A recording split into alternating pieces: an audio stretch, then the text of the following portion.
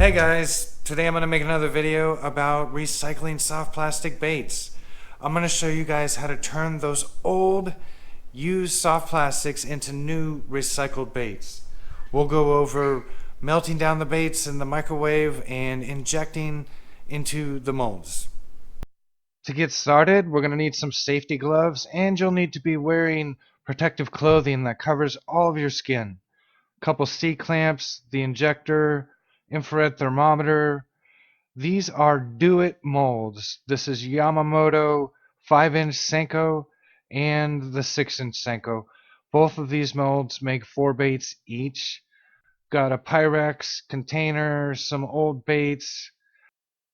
I've collected this pile of baits over the last 3 or 4 years, and I'll separate it out by color for whatever bait I'm trying to make.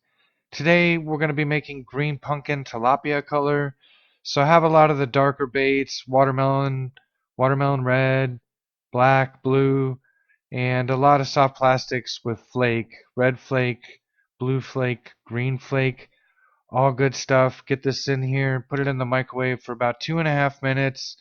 Let it start to get melted down. Guys, if you're going to do this, make sure you're working in a well-ventilated area and you have a fan running. A respirator will probably be the best thing. When you melt these soft plastics, they put off some toxic fumes that you do not want to be breathing. And the smell is terrible, so you don't want to be doing it in your house. But go ahead and get this out. I'm going to go ahead and stir it so that I can evenly distribute the flake and the different colors. Get myself a consistent mixture here. It's not fully melted, so I'm going to go ahead and stick it back in the microwave for another minute.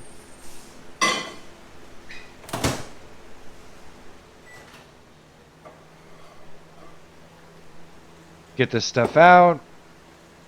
Gonna stir it up another time. Make sure it's all consistent, evenly mixed up. I can feel a little bit of stuff in there that's not fully melted. Go ahead and check the temperature here. It's about 345, 359 degrees.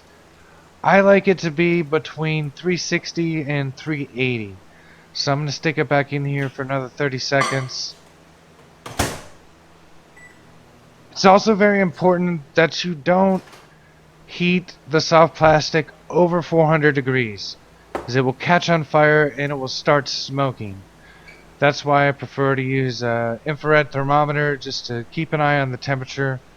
Like I said, I think the soft plastic actually starts melting at a much lower temperature, but to get it sucked into the injector and put through the molds, I like it to be about 370 degrees. We'll go ahead and pull it into the injector and tip it over, tap it, let the air come out the tip of it, purge it, and then go ahead and we'll do the first mold. Push it down, don't push it too hard, pull it off once you feel pressure, and just feed a little bit into the hole.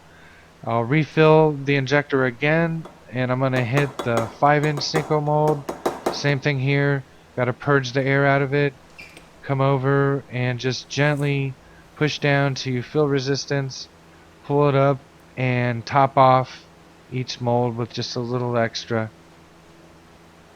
Gonna push the excess hot plastic back into the Pyrex, and I'm gonna go ahead and pop the cap of it off so that the O-ring doesn't overheat and prematurely wear out from being exposed to 380 degrees soft plastic.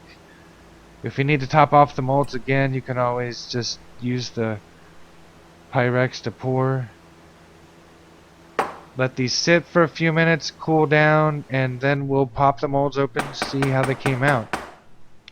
I will tap on them a little bit, try to work any air out, help the hot plastic get in there evenly. And guys, just another safety note, this soft plastic is 380 degrees, so you have to be very careful not to burn yourself. We'll go ahead and open up the first mold. This is the 6-inch senko, and yeah, they all came out good. Sometimes the first couple batches that you make, not all the worms come out perfect.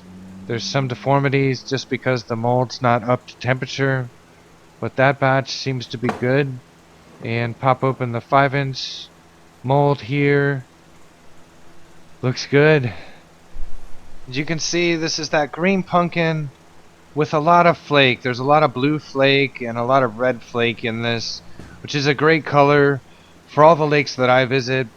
The fish attack this color. Senko out at Toledo Bend, up in Oklahoma on Grand Lake, they were eating it. Out on Lake Amistad, pretty much all the lakes around the Austin, Texas area. This green pumpkin is just a staple, and especially when the bluegill spawn is going on, those flakes work really great. Alright guys, that was it. I made 48 recycled baits today. It was pretty simple, it didn't take long. I now prefer these recycled tilapia colored Senkos over any store branded Senkos that they sell. I've been using these for the last 2 years. I know that they catch big fish. I know that they get bit. I've won tournaments throwing these. So chances are, if I'm throwing a Senko, 95% of the time it's one I made in my garage. Thanks everybody for watching. If you haven't already subscribed, please consider subscribing to my channel. It's all about bass fishing. I'll give fishing reports for all the lakes that I go to, and I'll show you guys how I'm catching my limit in the tournaments. Other things about my 360 imaging unit, making soft plastic baits.